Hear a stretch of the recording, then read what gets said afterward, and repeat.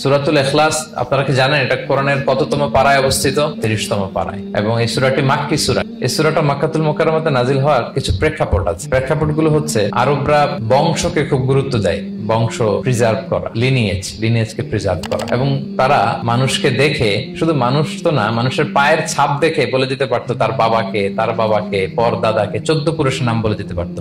শুধু মানুষই না, মরুভূমির বালুতে উটের পায়ের ছাপ দেখে ওই উট কোন বংশের, ওই বংশের ওর নাম কি, ওর বাবার নাম কি, ওর দাদার নাম কি, 14 পুরুষ এরকম ছিল।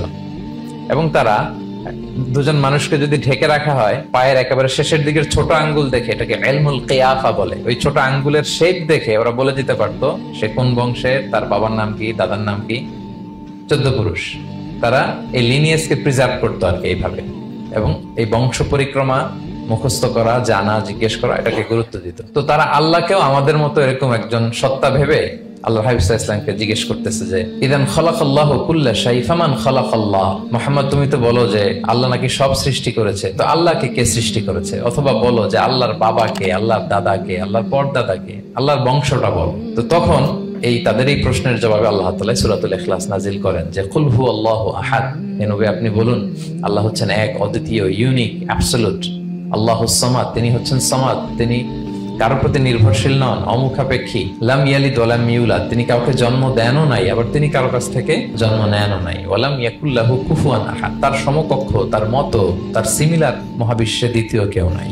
সুবহানাল্লাহ। এটা হচ্ছে শানে নুজুল, কোন প্রেক্ষাপটে নাজিল হয়েছে, এটা হচ্ছে একটা বর্ণনা। আরেক বর্ণনা এসছে, মক্কার মুশরিকরা জিজ্ঞেস করতে আরম্ভ করলো, ইয়া মুহাম্মদ, আমরা জানি মানুষ মাটির তৈরি, ফেরেশতারা নূরের তৈরি মানে আলোর তৈরি, এরপর জিনেরা আগুনের তৈরি, আল্লাহ কিসের তৈরি? আল্লাহ তাআলার বাইয়িন লানা জিনসা রাব্বিক, তোমার আল্লাহর জিন্স বর্ণনা করো, কোত্থেকে আসছে, কি দিয়ে, কোন জিন্স থেকে, মানে কোন জিনিস থেকে তৈরি?